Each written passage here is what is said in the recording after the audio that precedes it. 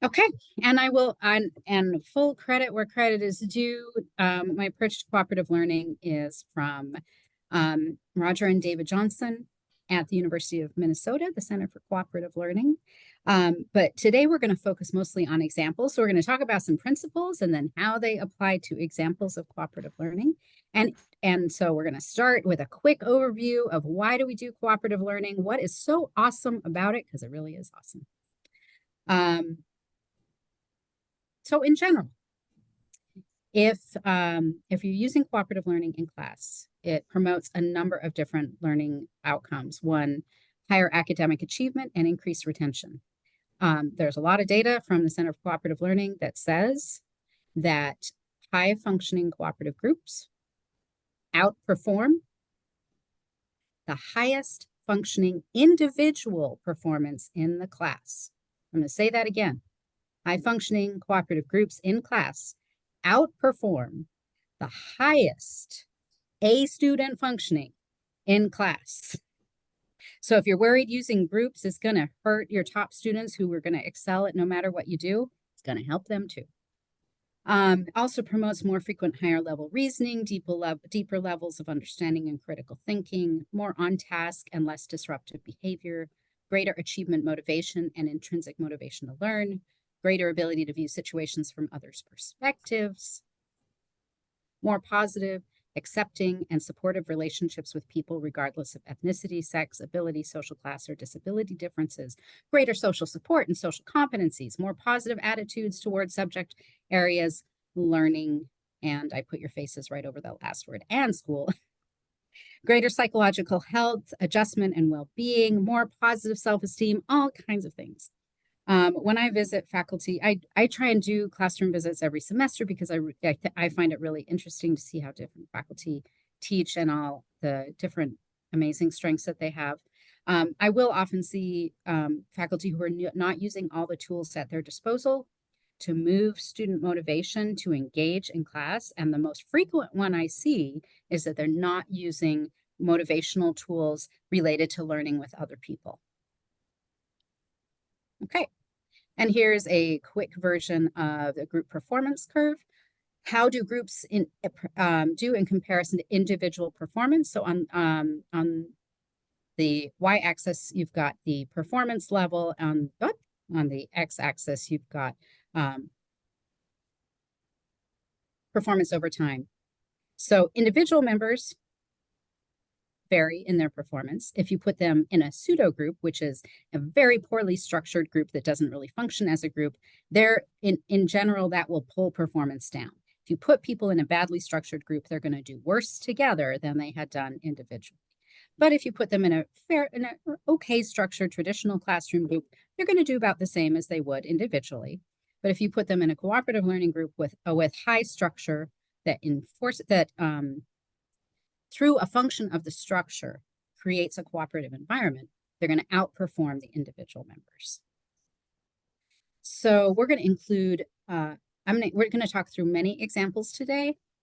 In general, short-term groups, like 45 minutes or less, those are typically referred to as informal cooperative learning. Longer-term groups, like over an hour, are typically referred to as formal cooperative learning, but it's the same principles for all of them. So we're going to focus today more on some of the like an hour long, a little bit shorter maybe, but it's the same principles even if you have a longer term group. So introducing, these are the 5 key structural principles, the 5 key things you want to structure into every cooperative group. And I said we're going to do mostly examples, so I'm going to run through these really fast, and then we're going to talk through an example, and we're going to talk about them in more detail. There's a little piggy here because Johnson & Johnson were all about the acronyms that help people to remember things. So these 5 key elements actually create the acronym PIG's face, which is what the piggy is here to remind you about. But the key elements, positive interdependence is the first, where students need each other to succeed. They must have each other in order to meet the goals of the class. The second is individual accountability, where each individual student has to contribute. They can't get away with letting the group do all the heavy lift and stepping back and not doing anything. The third is group processing, where they reflect on group teamwork skills. What did we do well together? How can we improve? Because that moves them big steps forward in their cooperative process. The fourth is social skills, where you explicitly instruct small group and interpersonal skills. If you assume students have those without telling them what to do, you're often wrong. Even that's also true with grown-ups, by the way. You ever been in a committee meeting where nobody knows each other and nobody did introductions? Like no one introduces each other. It's awful and awkward and weird, and an illustration that even us adult professional people don't always use our social skills. And face-to-face promotive interaction, where you as the instructor create an opportunity for face-to-face encouraging interactions, because that helps to move the cooperative process forward too. So I said I would do those really fast. We will come back to them and talk in more detail, particularly about those first two that are so key. So we're going to do examples today because I think examples are the most useful.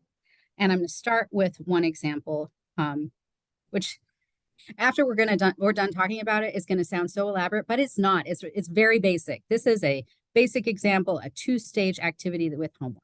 And this is where you give homework for students to do out of class, and that homework is the more basic, straightforward, easier to complete piece, the piece that's easier for them to do by themselves.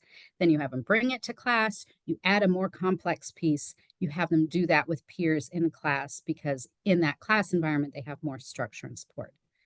How many of you have done this kind of thing where you're like, here's the homework, it's actually kind of easy, the basic questions, then you come to class, you're like, okay, now we're going to apply this, we're going to do this kind of harder thing. Okay, so that's what we're doing here, two-stage. So in my example, since I'm a psychologist, I'm going to use a case study as an example. You can use whatever you want. So for the homework, I'm going to have students read the case study, do the reading in the text, provide their relevant definitions, and for in-class work, I'm going to divide them into groups and have them do more complex analysis. And this, for me, has these 7 steps, which sounds like a lot, but I've included every tiny thing, so it's actually not that much. Their individual homework. Then in class, I assign them to groups. I give them some instructions. I do some group work time. I do some report out, whole class discussion. I might need to do a mini lecture if in the report out we find some like significant misconceptions. So some extra teaching, and then some group processing. So we're going to talk through each of these. Okay, so I got my individual homework. I used to teach a test and measurements class. I taught that frequently. I really actually loved that class a lot. It's not the most exciting class for everybody, but I loved it. Loved teaching it. So for my example, we're going to talk about measures of central tendency, which are things like mean, median, and mode. After that, we talk about measures of variability. But for this homework, we're just going to do measures of central tendency. I've asked the students to read the textbook section on measures of central tendency. I asked them to read a case study of 3 teachers with different student test scores. So this is a course. This is a course that brings together psychological concepts with data. And then for their homework, I've asked them to define each measure of central tendency that we're using and calculate each measure for all 3 teachers. This one has stats as a prerequisite, so it should be super easy for them, and listing definitions also super easy. So I've done the out of class part as the most straightforward, easy part. By the way, before I started doing cooperative learning in class, I would come up with these amazing assignments that I thought were so interesting and engaging and way too hard, because I had individual students doing application work outside of class that they weren't ready to do. So when I started doing cooperative learning, it was very easy for me to shift those. Like, this piece requires scaffolding and support. We're going to do that in class with other people. This piece, that's the basic stuff. We're going to have that outside of class. So here's the individual homework. Now in class, yay, you brought your homework. Or maybe you didn't, but we don't talk about that part. And then we assign to groups. So how would I assign them to groups? First, I want to do random assignment or stratified random assignment. So in this class that has a lot of data, let's say a few people snuck through without the statistics prerequisite, I might do stratified random sampling, where I say, okay, everybody who's had stats, raise your hand. And then I would count them off into groups. Everybody who hasn't had stats, raise your hand. Then I would count them off so they're all mixed up. So every group has some people who had statistics and some people who didn't. But usually I just do random, just count them off. I realize I should explain that a little better. So if I have 30 students in class and I want groups of 3, I would count them into 10 groups. So I would just go right down, have them remember their numbers: 1, 2, 3, 4, 5, 6, 7, 8, 9, 10. 1, 2, 3, 4, 5, 6, 7, 8, 9, 10. 1, 2, 3, 4, 5, 6, 7, 8, 9, 10. And then I would say, find your group members. It's amazing how fast they do it. In 1 minute, they're all sitting together. Boom, there we go. We got some random groups established. Why random? Why random? Because what you're trying to do is mix up the student characteristics in each group. And I mean characteristics like their background, their knowledge base. Some people know stuff other people don't know. Their levels of motivation. And you're also trying to disrupt pre-established social interaction patterns. So if you let students, for example, choose their own groups, if they pick people they know, they're more likely to fall into a pre-established pattern. So if they pick people they know, like, oh, you're on my team, or oh, you're in my sorority, or I've had you for 3 classes before, then they're like, we know each other and we're going to fall into our previous patterns. We're like, I'm the achiever, I'm the slacker, I'm the one who tells jokes. They're going to stick in those previous patterns in your group and class, and it's going to mess up your team activity. Also, even if you let them pick their own groups, but they don't know each other, you're still going to see, you're not going to get diverse groups, because if you look around in a room and you pick people for your group, you're most likely to pick people who look like you. And that can be obviously look like you, like same race and age and gender. It can even, but it's also can be subtle look like you, like they're wearing the same clothes, which speaks to socioeconomic status. So you're less likely to have groups that have a diversity of backgrounds and knowledge base. You're more likely to have homogeneous groups that know the same stuff and can't support each other with new knowledge. So random groups, don't let students pick their own groups unless it's for a really quick interaction, like something that's like 5 minutes or less, like a think, pair, share.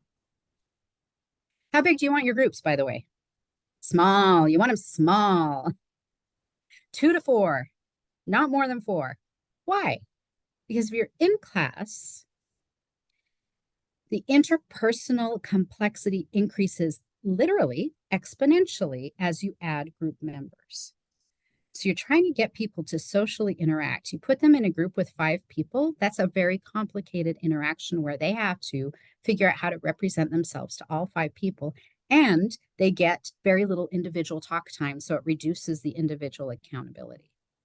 You can bump your group size up a little bit, like closer to 4, if you want to increase the interpersonal resources of the group. You should bump it down, like closer to 2 or 3, if your group time is very short, because they won't have time to deal with all the complexity of all those people in a short group time. Or you want to increase their individual accountability. If there's only 2 people in the group, they both got to talk. Or you want to strengthen group cohesion, keeping them together. Or if they're just not very good at working with other people, which a lot of our students aren't right now, smaller groups helps them to negotiate that.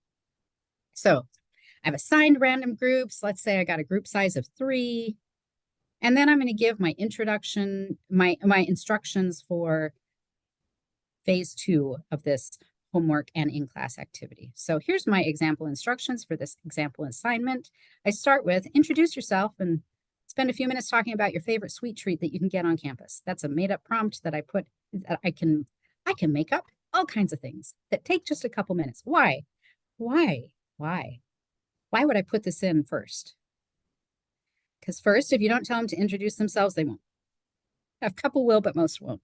And what you want is groups that are working together, not like individually working in serial, like in parallel. And if you give them something to talk about and a relatively low risk social interaction built into the beginning, there you will be amazed at the difference in how they're able to work on the assignment.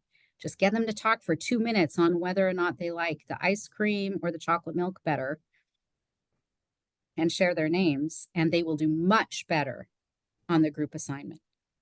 This is also why we small talk when we get to committee first. Because we have social skills, usually, that we usually use, and we know deep in our hearts that if you have social connection with people, you work together better and you like them more, which helps you work together better. So here's the example I gave them for my more advanced activity. Given the student test scores for these 3 teachers, which teacher do you think should receive a teaching award, should be given a special opportunity with extra pay for tutoring, or would be the teacher you would want your own child to have? I built these questions in, by the way, not because it's about evaluating teaching. It's because students are really thoughtful about evaluating teaching. They've been evaluating their teachers ever since they were like 4 years old. But it helps them to think about measures of central tendency. Does it matter if the teacher has a high class average, if you got a lot of students in class who are failing, who can't read? Like, it helps them to think about what does an average mean versus a mode versus a median. So I'm giving them these prompts to get them to really think about what is the actual learning objective about the numbers. And then I say, make sure you include a rationale for each answer of at least 3 sentences. So that's the assignment, but this is the goal. You're done when each person in your group understands and can explain each of the group's answers. And then I give them a time that I think it's going to take. Because if I say this is a 5-minute activity, they're going to do it in a really different way than if I say this is an hour activity. So far, so good? Okay, so that was homework. Come to class and assign groups, give them some instructions. Then I circulate around for 20 minutes while they're working on their group activity. And my focus in the circulating is to support their student learning. And part of supporting their student learning includes accountability to the instructions and modeling good cooperative skills. So if the instructions were introduce yourselves, which the instructions were, as I'm circulating, I'll say, hey, what's his name? Hey, what's her name? And they're like, oh, I forgot. And then they reintroduce themselves. It helps them to create that social connection. What was his favorite treat? What's their favorite treat? So they know that I was serious when I gave instructions and I'll follow up, but I do it in a lighthearted way. It also helps build that connection.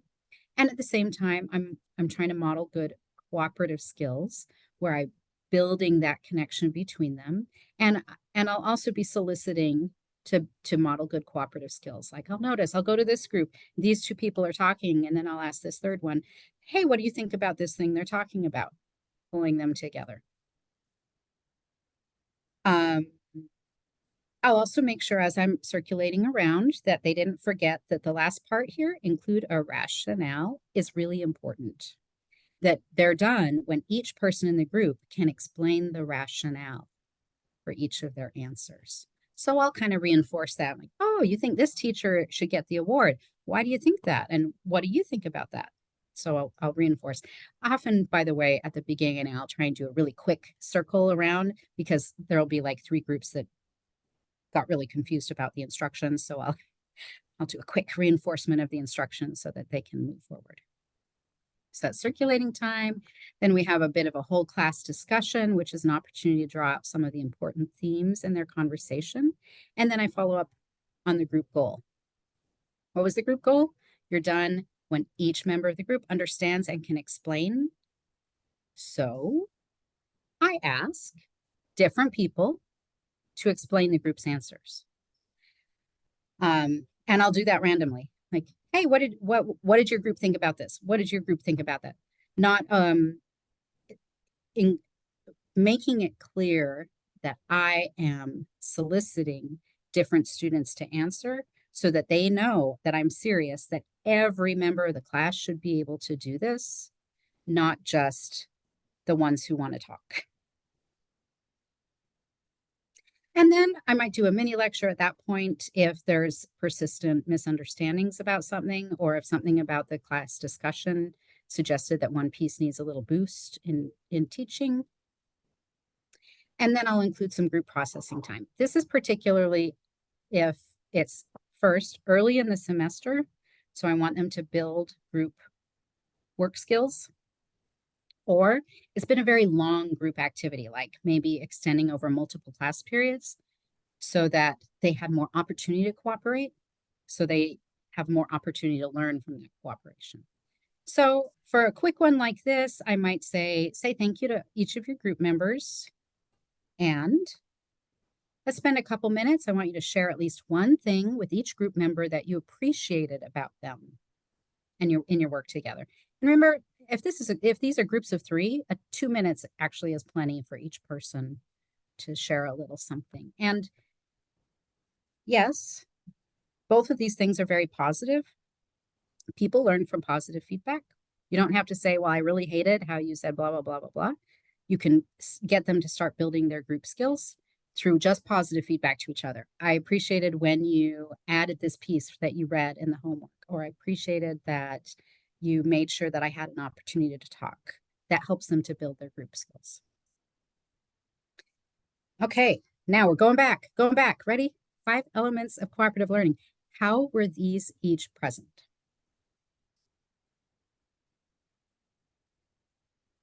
For positive interdependence, here are some ways you can build it in. You have to have at least one on this left side, because those are powerful ways to build in positive interdependence. But you can also build in interdependence by adding some of these on the right side. So you have to have at least one over here, like a product everyone helped with and can explain. And remember, positive interdependence is that students need each other to succeed. So a product all helped with and can explain. Maybe having all the group members show mastery, either right now in the moment or later on a test or something like that, or all members showing improvement, or having individual scores that contribute to a group score. The commonality here is that you need the whole group and everybody working together in order to achieve any of these things. In contrast, if you assign the traditional group paper where everybody writes a section, you don't have positive interdependence, right? You have a product that everybody helped with, but can they all explain it? Probably not. Is everyone showing mastery? Probably not. Maybe somebody who did the final edit. Probably not. Is everybody showing improvement? Probably not. You can build in other dependence, other types of interdependence, like we often actually use resource interdependence. Anytime you've got a lab with limited equipment where multiple people have to work together on the same equipment, that's resource interdependence. If you have roles assigned for group work, which is a fabulous strategy, like this person is the note taker, and this person is the encourager, and this person is going to be summarizing it for the class. You need all of those roles in order for the group to be successful, and so on. So there's multiple ways to build in positive interdependence. So in this 2-stage homework that we just went over, what did I do to build in positive interdependence?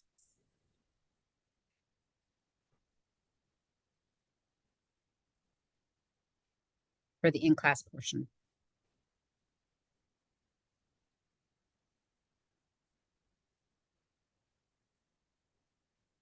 Nothing on the right. One of the left ones. By having them do the homework beforehand, it adheres to this first bullet point, a product where they all help with and can explain. Yes, it helps with that.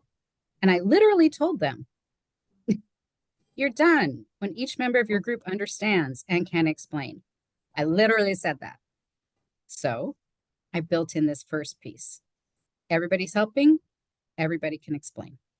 And then I followed it up by picking a few, can you explain? Can you explain? So that they knew I was serious about the group goal, that it wasn't a fake group goal, it was a real one.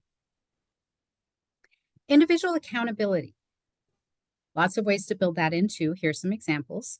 You could have each student individually evaluated, where they get separate scores on things, or they could get a quiz. Assigned roles is also a way to build in individual accountability because they have to each do their own role. And they basically, individual accountability, this is where this whole goal is where the student can't disappear into the woodwork and just let everybody else do the work. This is where they also have to be actively engaged and learning. So it's how you build that in. Random checks from the teacher, like, hey, can you explain this? Can you explain this? Students checking on each other. This is a great way, by the way, to practice for a test, having students rehearse back and forth to each other. Students signing that they agree and can explain, like you could each have them sign the group paper when they're done. Students bring individual work to the group. And the teacher observing. If I can see everybody and how they're working in group, I can see if people are off and on their phone, or if they're actively contributing and bring them back into the group. So how did I build in individual accountability? I didn't have roles. What did I do? Checking randomly. I checked. I randomly checked the students. Said, hey, I was serious. Here we go. Lighthearted, obviously. I take a very lighthearted approach. I'm serious about the learning, but working together is fun. Face-to-face promotive interaction was also a component. The ways to promote that, keeping your group size small, like 2 or 3, making sure they're close together. Because what you're trying to do is help them physically work together. Having group members support each other's learning and having them orally talk through their learning. All of these components are present. Oftentimes when I do group work in class, the first and second time, I will point out groups that are doing it particularly well. Say, hey, everybody take a pause. Let's look at this group. See how they are facing each other and making eye contact. It might sound silly, but it's really important because, on the other side of the class, there's going to be like 3 people who are kind of facing away from each other. I'm like, what'd you get for that one? Like, oh, let's turn in and make eye contact and talk to each other. Teaching social skills is also a key component. And the best way to do this is to build it in at the beginning and then refer to it repeatedly. So build it in at the beginning by talking about expected class behaviors. You could use a T-chart, for example, where you list out the behaviors that you expect as a class, where you discuss this as a class, and then what that might look like in a group. Like together, we expect for us to talk to each other respectfully. What does that look like or sound like? And you can give an example. And then you encourage their social skills practice. So how did I build this into our 2-stage example?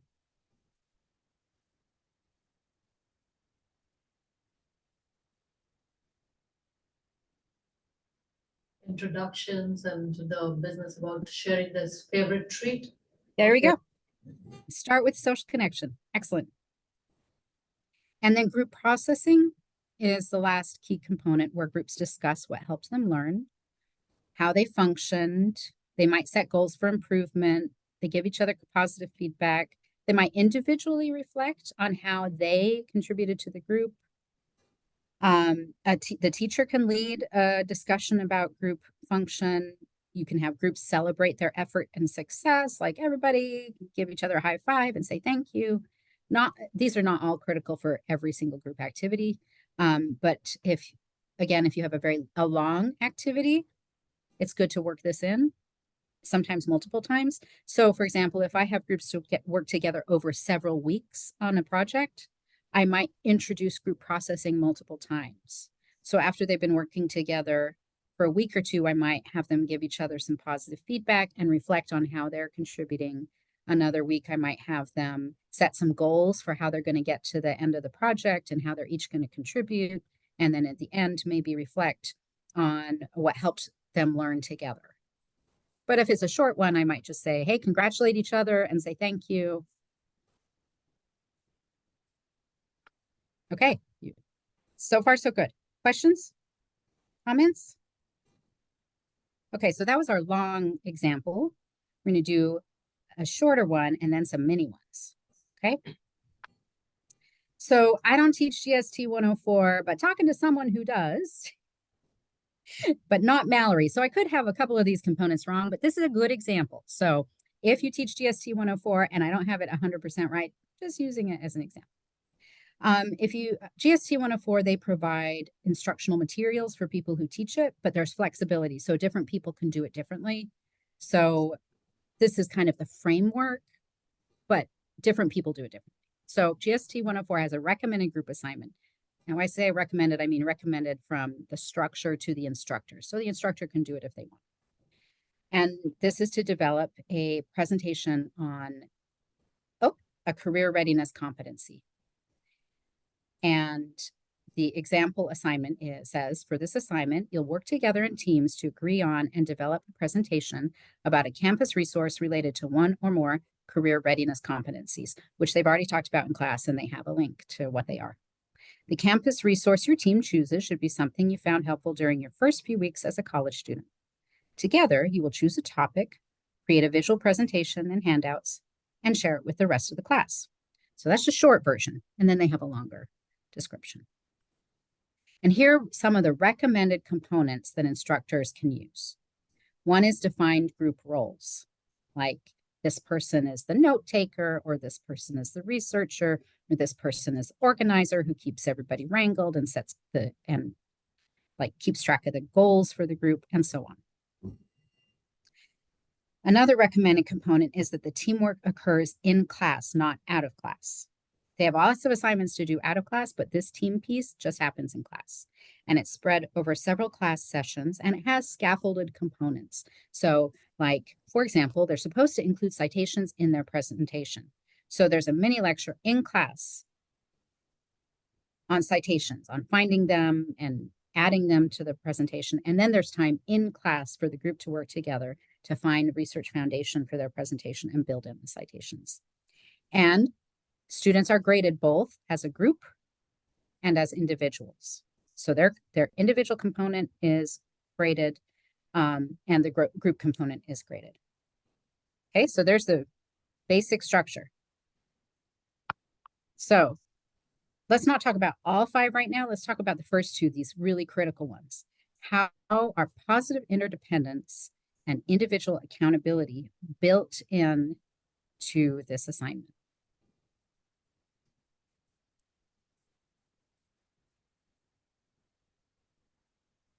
Each of them has a specific role. Each of them has a specific role. And assigning roles actually does both of these things, which is why so many of us use assigned roles for more elaborate group activities, because it does both at the same time. If you know you have a special job to do, that's your individual accountability. Because if you don't do it, nobody's going to do it, and everybody's going to know you didn't do it. And at the same time, the group really needs your role. You don't make up dumb roles. You make up roles that like the group actually needs. So there's positive interdependence. Good, excellent. And we actually don't, I mean, there's other ways, but those assigning roles is very powerful in this assignment to both of those. What about students graded both as a group and as individuals? Grading them as a group is positive interdependence. Grading them as individuals is individual accountability. This is a good assignment, by the way. I'm using it as a good example. I'm sure as different people do it, there's ways to make it better. And I'm sure there's ways to screw it up as well, just like any good class assignment, but it's a good example. So now let's do some mini ones. My younger daughter just graduated from college and is spending some time at home. And I said, tell me about you or your friends, your group assignments that went really bad. So these are actually all from her and her friends. So their group assignment fails. This first one, the non-contributing group member. This was an actual example from one of her friends' groups. I don't have time to write my section of the paper. I need to focus on writing my feature for the student newspaper. That's about real people. So this was somebody literally saying, I am not going to contribute to this group assignment. Y'all are on your own. And the student, the upset student who was like, hey, that's not fair, went to their instructor, and the instructor said, well, that's too bad. It's just one paper and one grade. So nothing you can do about that. Too bad. So what design components are the issue here? And how could you head this off with a good design practice? There they are. What's the issue? What are some of the issues here?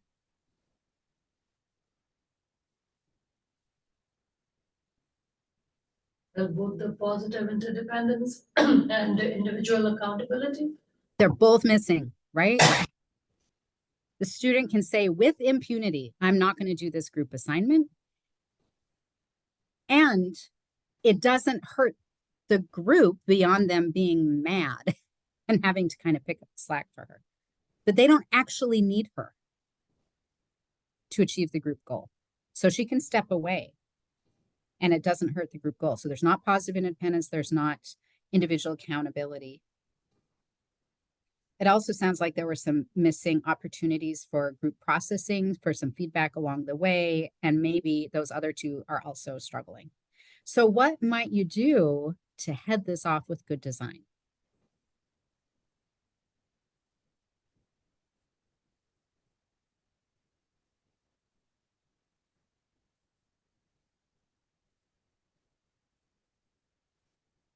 Don't make it hard. Make it easy. The one thing would be for the whole, each group member to write about the contributions of all the others in the group. And have it graded. I mean, Yep, so submit that as part of the paper.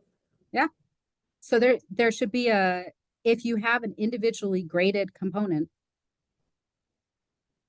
then it's you're much more likely to not have people just saying, I'm going to let the group take care of this. Another issue I see with this is that it sounded like from the description that all of the group work happened out of class. And when that, and there are a lot of issues with that. One issue is that you don't have an opportunity to see in real time when group processing is like completely falling down and intervene. You also don't have an opportunity to help people build social skills and group processing skills. And people have really complicated lives sometimes. If you really want them to do cooperative work, do it in class where you can make sure there's dedicated time and you can help them build those skills. And as I said, people are often able to do more complex work together than they are individually. So if you really want to use the group for more complex work, do it in class. Here's another one. Group assignment fail, the excluded group member. You notice that 3 group members are working together and seem to be excluding the 4th. Or the 4th member actually complains to you that they're being left out, like really left out, like they're not getting the messages about the progress in the group and things like that. What design components are the issue here, and how could you hopefully head this off?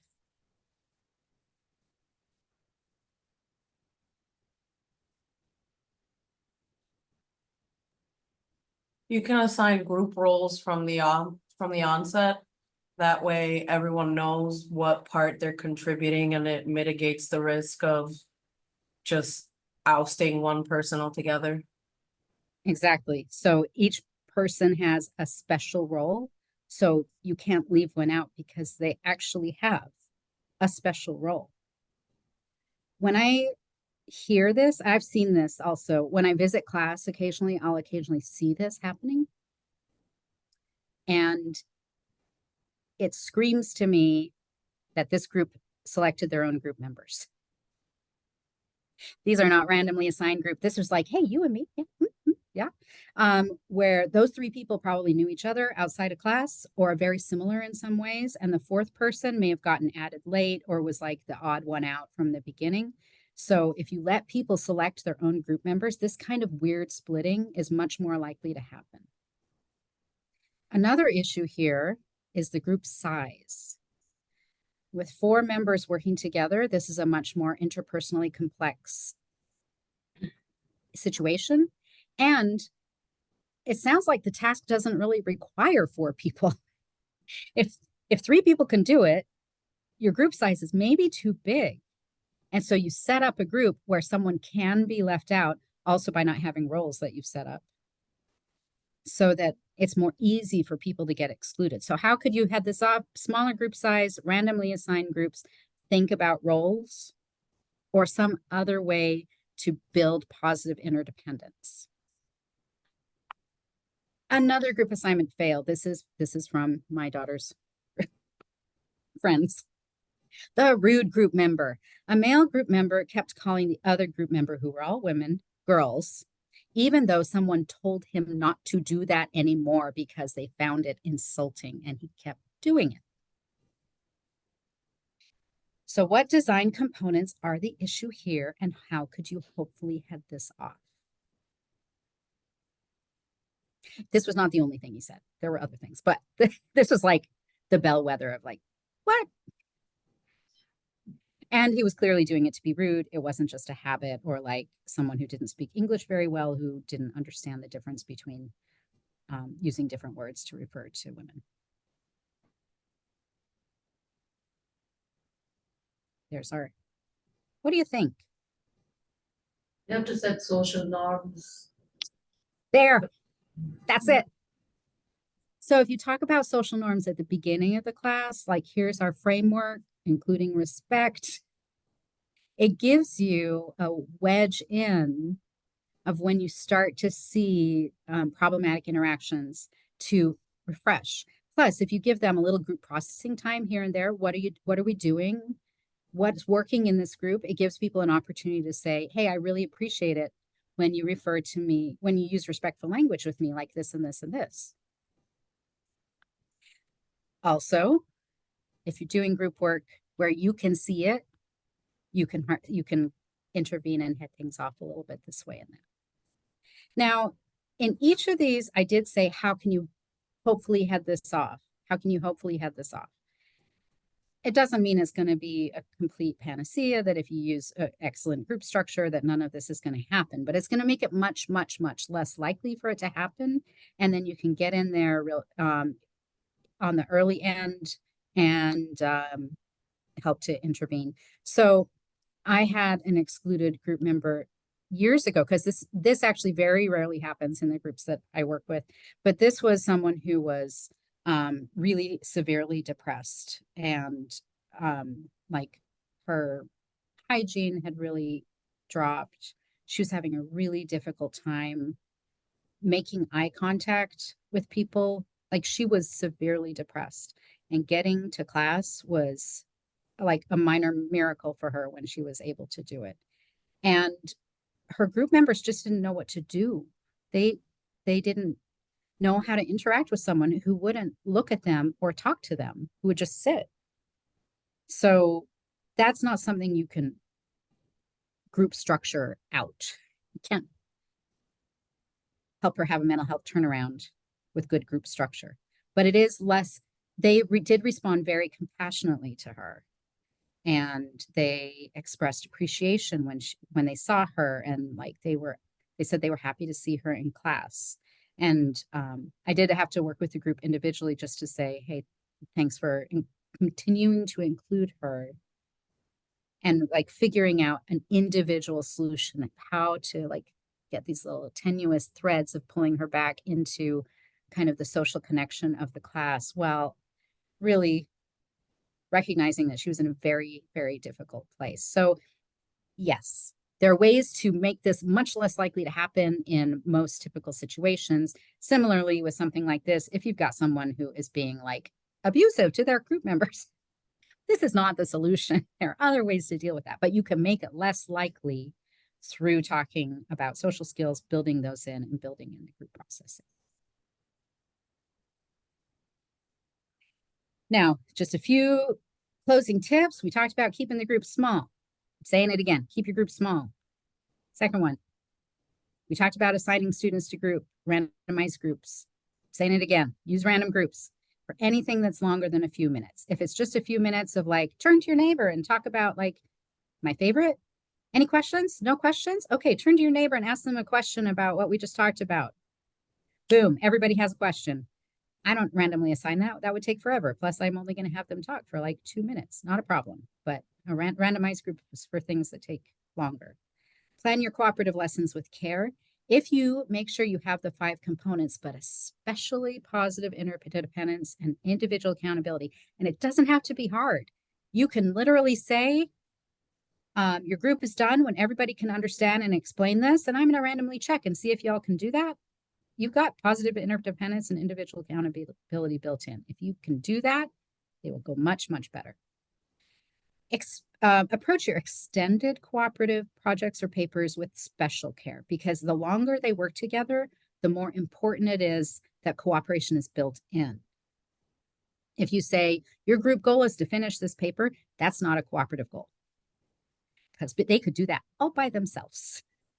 So make sure that the cooperative goal and the cooperative process is much stronger if you have an extended project together.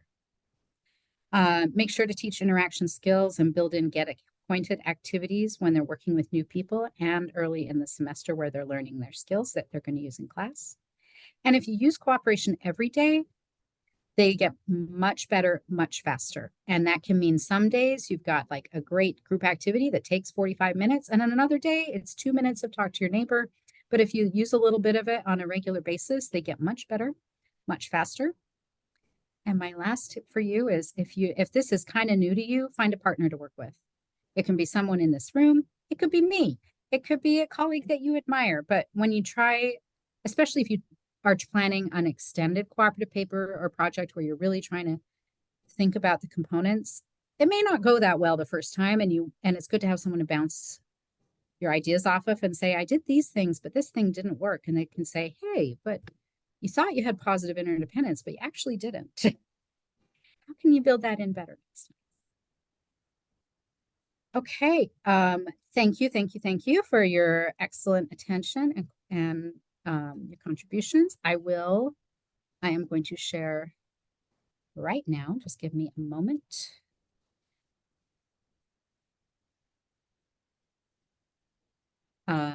Presentation, so you can grab that link there.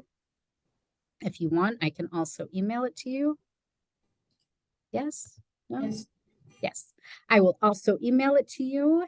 Any final thoughts? I know I went fast, but I love the examples. I think they're easier to work with. Final thoughts? Okay, it's great to see you all. Enjoy this beautiful weather and all the other breakout sessions. Thank you, John and Maggie. Thank you so much. Thank you. Wonderful, wonderful month. You Thank too. you.